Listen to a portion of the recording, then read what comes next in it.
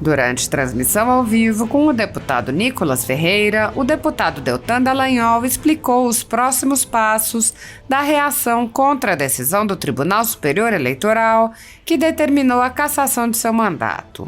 Dallagnol afirmou que recorrerá ao Supremo Tribunal Federal, solicitando uma liminar e também buscará apoio no Congresso Nacional, conclamando os colegas a defenderem o parlamento. Dallagnol explicou que já foi notificado pela Corregedoria da Câmara e tem um prazo de 5 dias úteis para apresentar sua defesa. Ele apontou: se houver uma pressão do governo, pode ser que seja executado de imediato. E a gente sabe que esse governo é um governo de vingança. O deputado Nicolas Ferreira apontou a necessidade de resiliência e coragem para enfrentar os problemas do Brasil. O deputado reconheceu que os cidadãos estão desanimados, apontando que a luta precisa continuar com vistas a um bem maior. Deltan afirmou: nesse momento em especial, a gente precisa resistir contra retrocessos, defender os nossos direitos e a nossa voz, porque a nossa voz foi calada. A liberdade e a propriedade privada há muito tempo já não são mais direitos fundamentais garantidos no Brasil em consequência do ativismo judicial de alguns membros do judiciário. A renda da Folha Política e de outros sites e canais conservadores está sendo confiscada a mando do ministro Luiz Felipe Salomão, ex-corregedor do TSE, com o apoio e respaldo dos ministros do STF Luiz Roberto Barroso, Alexandre de Moraes e Edson Fachin. O confisco da renda atinge todos os vídeos produzidos pelo jornal, independente de tema, data ou qualquer outro fator. Há mais de 22 meses, toda a renda do nosso trabalho vem sendo retida sem qualquer previsão legal. Se você apoia o trabalho da Folha Política e pode nos ajudar a manter o jornal, doe qualquer valor à empresa Raposo Fernandes utilizando o QR Code que está visível na tela ou o código Pix ajude@folhapolitica.org. Caso prefira, há a opção de transferência bancária para a conta da empresa Raposo Fernandes, disponível na descrição deste vídeo e no comentário fixado no topo. Com a sua ajuda, a Folha Política poderá se manter firme e continuar o seu trabalho. Pix ajude@folhapolitica.org. Assim está. Jamais a gente não teria colocado corruptos na cadeia, recuperado bilhões. Então a gente vai lutar primeiro pela reversão disso no Supremo Tribunal Federal, recorrendo para o Supremo Tribunal Federal. Se cair com um juiz isento, firme no combate à corrupção, entende o que está acontecendo, com certeza ele vai dar liminar, ele vai suspender isso, e a gente vai trabalhar no Congresso em duas frentes. E aqui eu tenho que ter cuidado para falar, para que ninguém se sinta pressionado. Eu não estou pressionando aqui a mesa diretora, eu estou conclamando, eu estou dizendo que se eles barrarem isso, eles vão estar defendendo o nosso país, vão estar defendendo a honra do parlamento. E o mínimo que a gente pode fazer nessa situação é esperar uma decisão do Supremo Tribunal Federal, quando ele tiver uma Deltan, só explica para a galera esse trâmite, né? No caso, isso vai ser jogado para a Corregedoria da Casa, a mesa pode decidir, só explica o contexto para as pessoas, porque é claro para nós aqui, porque já é automático, talvez não entenda qual é o procedimento. Então, fora o caminho do judiciário, dentro da Câmara, eu estou sendo notificado, hoje eu fui notificado, tenho 5 dias úteis para apresentar a defesa a partir da publicação dessa notificação, deve acontecer amanhã. Eu vou ter 5 dias úteis que vão vencer na terça-feira que vem. A gente tem basicamente 2 semanas para a gente fazer isso acontecer e buscar uma decisão que honre o parlamento de barrar essa decisão absurda que veio do TSE. Então, eu vou ter então 5 dias úteis até terça-feira da semana que vem para apresentar a defesa. Vou apresentar a defesa com o apoio do meu advogado, de outros parlamentares que concordarem com as teses. A gente vai apresentar essa defesa e, no dia seguinte, isso vai para o corregedor da Câmara. O corregedor da Câmara vai elaborar o parecer, vai submeter isso à mesa da Câmara dos Deputados e vai tomar uma decisão. Como que foi no passado, para ter um parâmetro? No passado teve momentos que isso foi executado imediato, teve momentos que demorou semana, demorou mais tempo, mas se houver uma pressão do governo imensa para que isso seja executado de imediato, pode acontecer que seja executado de imediato. Ele sabe que esse governo é um governo de vingança, é um governo que quer se vingar que declarou isso publicamente, e existem muitos interesses que vão pressionar nessa direção. Então a gente tem aí esse período para a gente buscar, conclamar, e algumas autoridades da mesa já falaram: Deltan, a gente vai estar em favor de você. Não vou agora citar, mas algumas pessoas já falaram: Deltan, o que você acredita foi um absurdo, como o parlamento se colocar e reequilibrar os poderes. Isso é plenamente... Então eu não vou atacar quem pode votar contra mim, eu vou defender quem se dispuser a defender os brasileiros, defender Nicolas, defender a mim, defender a Carla, defender o André, defender o Eduardo, defender o Moro, defender vários parlamentares que podem estar numa situação de terem seus mandatos derrubados por uma afronta, por uma visão de perseguição hoje que acontece em relação àqueles que levantam as vozes conservadoras no Congresso. E sim, Nicolas, além dessa briga que vai pode finalizar. Dentro desse processo de cassação, vários parlamentares estão se levantando e fazendo propostas para que exista uma espécie de anistia ou uma espécie de mudança das regras para não permitir que essa cassação aconteça. Agora, isso vai depender sempre, não só da mobilização dos parlamentares, mas também da mesa da Câmara dos Deputados. Perfeito. Eu até comentei, né, com o Deltan anteriormente, que assim, e falei isso com alguns amigos aí da casa, de que você pode ter aí as divergências políticas, até de qualquer outra natureza contra o Deltan, mas não é por ele, somente por ele. Existe algo muito maior em jogo, sabe, que estão retirando a nossa liberdade em fatias. E vejo que muita gente, óbvio, né, fica com receio, com medo, até mesmo porque muitos são alvos. Mas eu falei com o Deltan e me prontifiquei a estar aqui nessa live, né, a convocar o pessoal a estar aqui, porque eu acredito que as mudanças que vão ser feitas no nosso país, como eu disse, elas demandam resiliência, sabe? Demandam coragem. E, infelizmente, o que foi se criado no Brasil foi que a gente conseguiria resolver problemas estruturais em dias, em anos, somente com eleições. Então, sabe, até quando muitas pessoas vão ficar pensando somente em 4 em 4 anos, em 2 em 2 anos.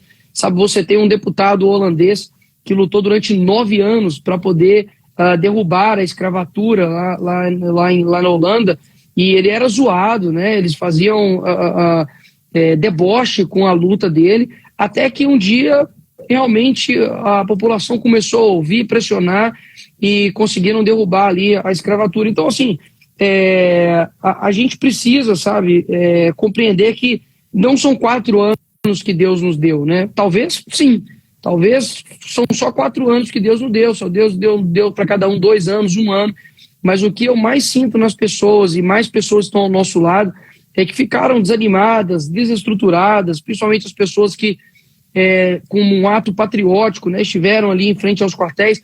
E é engraçado porque muitas pessoas acabam condenando esse tipo de atitude, mas eu não vi a mídia, juízes, OAB, enfim, várias instituições aí no Brasil falando mal dos que ficaram fazendo vigília para o Lula, quando ele estava preso, em frente à Polícia Federal. Foram mais de 500 dias que o Lula ficou preso e pessoas fizeram vigília ali na porta e ninguém simplesmente caçoou disso. Então eu acho que a nossa luta precisa continuar, sabe? A gente não pode, como meu avô dizia, né, deixar a peteca cair. A gente precisa realmente, sabe, nos estruturar, saber que é para algo maior e ir aprendendo, né, fazendo disso também um aprendizado, sabendo que a tirania, tanto do judiciário quanto do executivo, não vão ser mudados em apenas uma eleição, tá? Então, assim, eu quero, né, deixar aqui minha fala, né, para essas pessoas que, assim como eu, né, ficaram decepcionadas com o rumo que o nosso país tomou, tá? É trágico você ver na direção de um país de tamanho continental que é o nosso país, ter uma pessoa que foi condenada, né, em todas as instâncias, que não foi absolvida, né, pelo contrário, foi inocentada por manobras jurídicas, né? Então a gente percebe que é uma luta que demanda bastante tempo, que demanda força, e a gente principalmente, falo aí para a nossa geração, o Deltan não é velho assim, não é da minha geração também, tem cara aí de novo aí, mas principalmente... Agora rejuvenesci agora, uns 20 anos. Rejuvenesceu agora aí, e para o pessoal, poxa, ontem mesmo eu estava num restaurante, foi vindo um monte de menino de 15 anos de idade, porque estava tendo uma festa próxima ao restaurante, e eles vindo, posso tirar uma foto. E eu falei, cara, essa geração não está com o pensamento de desistir. Então a gente precisa, sabe, saber que, olha, ainda tem tempo de luta ainda, tá? Falar para os nossos inimigos que, talvez a gente está sendo derrotado agora, mas ainda tem muito tempo de vida ainda. Eu não paro minha vida na próxima eleição, não. E mesmo que a gente tenha perdas, que a gente tenha algumas desistências, que a gente sofra sacrifícios, tudo é em prol de um bem maior. Então, se a nova geração não está com pouco gás, sabe, está pelo contrário, está com vontade de ir para cima, sabe, de enfrentar professor, ir para a rua, e está com vontade, sabe, de zoar o Lula e falar que ele é corrupto e fazer um monte de coisa, a gente não pode mostrar para essa geração que nós somos frouxos, que nós somos covardes, né, que nós desistimos no meio do caminho. Pelo contrário, eu não estou aqui, tá, como político, demandando nada para ninguém. Não estou pedindo para que ninguém saia à rua amanhã, não estou dizendo para que você faça isso ou aquilo. Até mesmo porque o poder emana do povo. Então não sou eu que vou ditar os rumos do povo, não.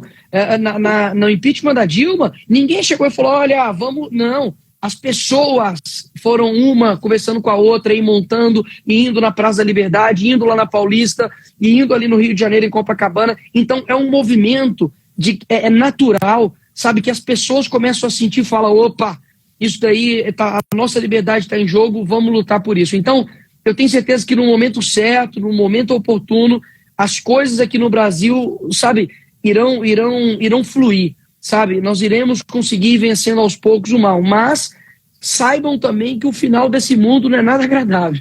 Isso aí você tem que ter em mente. Enquanto você falava, eu fiquei lendo algumas mensagens de carinho das pessoas, todo mundo que está nos assistindo, mandando essas mensagens tão carinhosas.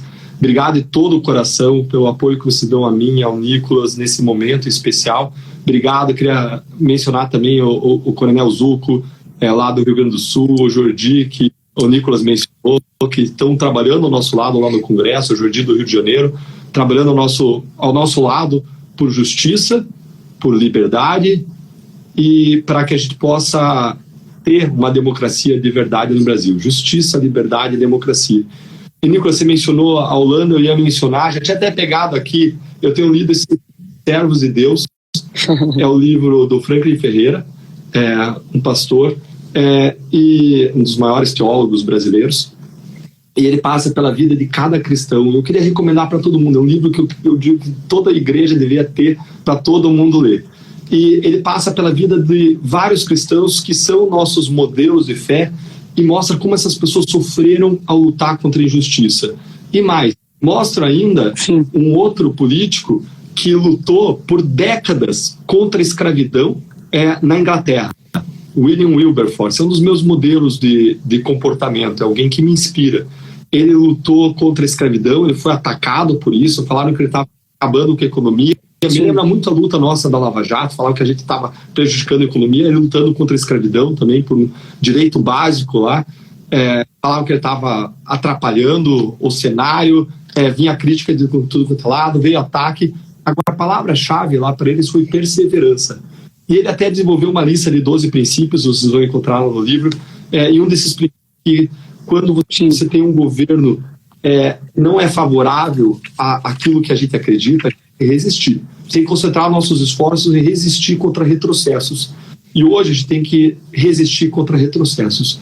Eu até acho que esse governo não vai completar os seus 4 anos pelos erros que ele não para de cometer e por ele não conduzir o país num caminho bom. Agora, esse momento em especial, a gente precisa resistir contra retrocessos, defender os nossos direitos, a nossa voz, para que a nossa voz seja calada. Perfeito. Vou deixar aqui também esse aqui, não sei se você conhece, o discipulado. Eu nunca sei falar o nome dele aqui, não sei se é Bonhoeffer, Dietrich Bonhoeffer, não sei.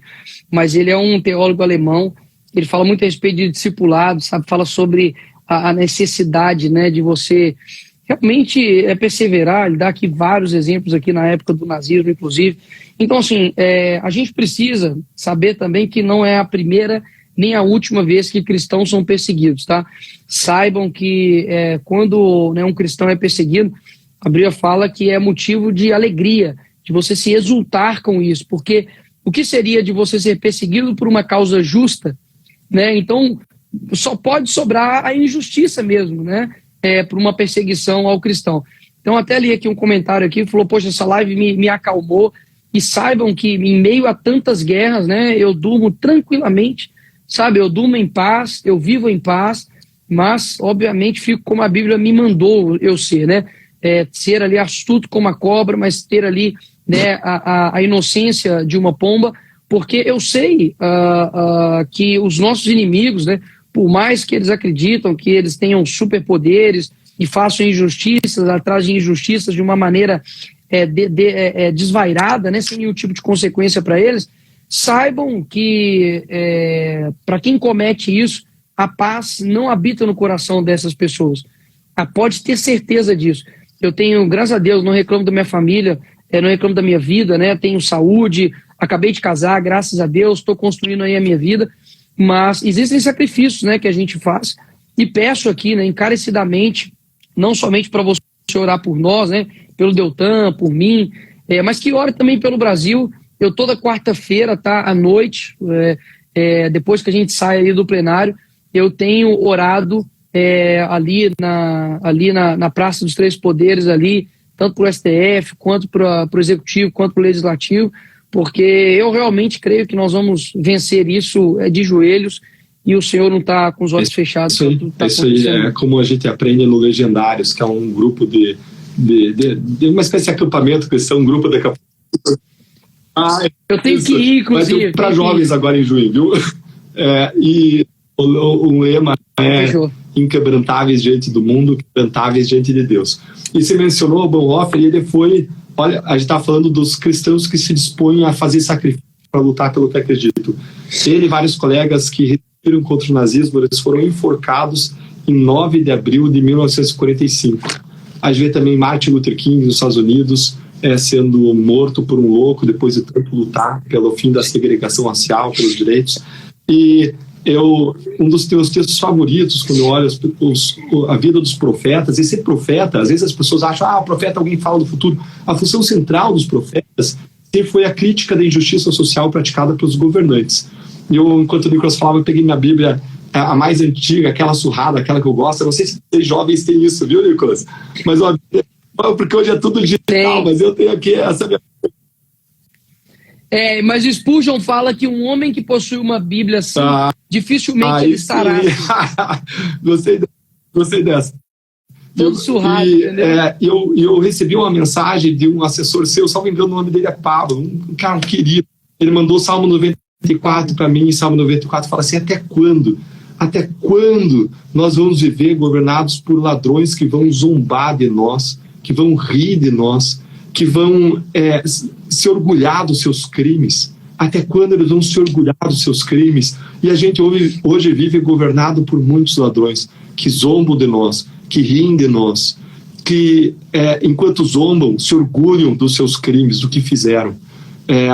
Agora, a mensagem que toca o meu coração quando eu penso nessa situação, Nicolas, é de Miqueias 7. Miqueias, ele descreve em Miqueias 7 uma situação de corrupção que a gente poderia trazer para o momento de hoje. Ele fala: o governante exige presentes, o juiz aceita suborno, os poderosos impõem o que todos tramam em conjunto. O melhor deles é como espinheiro, e o mais correto é pior do que uma cerca de espinhos. E ele vai falando, e aí ele chega em Miqueias 7,7, ele fala assim: mas quanto a mim, eu ficarei atento ao Senhor, esperando em Deus, o meu Salvador, pois o meu Salvador me ouvirá. É uma luta que a gente luta também de joelhos, luta fazendo o nosso melhor. Agora, ao mesmo tempo, como Neemias. Neemias, para mim, é uma das minhas referências centrais, porque ele viu um povo sofrendo, e ele teve as 3 atitudes que eu acho que o cristão tem que ter diante dos desafios do Brasil, Nicolas. Primeira atitude é se importar. Às vezes as pessoas dizem: não, mas vocês são muito indignados. Não, a gente não está defendendo nunca a vingança. Agora, a gente também não está defendendo a omissão. A omissão, como Martin Luther King falava, o pior mal não é a crueldade dos maus, mas é o silêncio dos bons. A gente é contra a omissão como cristão. A gente é contra... Agora, no meio do caminho está a justiça. E a justiça, ela tem por fundamento uma moeda de duas faces. Numa face dessa moeda, é o amor. Na outra face, você vê a indignação. Lembrem de Jesus no templo, o único momento em que a Bíblia descreve Jesus usando violência física contra objetos, ali no caso, usando um chicote, virando as mesas do templo. Jesus estava indignado contra justamente a corrupção que tinha se estabelecido no templo. E Jesus expressa a sua indignação, que é outra face do amor. Em Neemias, quando ele fica sabendo que o povo estava exposto aos perigos, à maldade dos inimigos, a primeira coisa que ele faz foi se lamentar. A segunda coisa foi jejuar e orar. E a terceira coisa foi agir passos de fé, debaixo de oração. Em vários trechos de Neemias ele fala: e eu estava na situação e eu orei e agi assim. Eu estava na situação e eu orei e agi assim. E em oração ele vai agindo e dando passos de fé. E essa a gente tem que ter como cristão. Se importar, ter um coração de carne, não um coração empedrecido. Em segundo lugar, a gente tem que orar, jejuar para o nosso país. Em segundo lugar, a gente tem que agir, dar passos de fé. E como fizeram os nossos grandes exemplos na história, nossos modelos, a gente precisa perseverar. Deltan, obrigado. Saiba que você pode contar comigo aí sempre, tanto lá na Câmara, se tiver qualquer tipo, né, de iniciativa, do que poder fazer para poder ajudar, estarei ali na frente, na guerra, como eu sempre estive. Que o Senhor te abençoe, conto com as minhas orações, tenho certeza que também tem um exército muito grande também com você, né? Você não está sozinho, e que pode ter certeza, né? Se um dia a justiça aqui nesse país não for feita, nesta vida, né? Com certeza será feita realmente na nossa casa, né? Que é os céus. Então Deus abençoe aí, peço também, né, que vocês não seguem, né, o Deltan, para que passam aí a seguir também. Deltan, né, que acredito que a gente ainda tem esperanças ainda nessa luta, e nós vamos continuar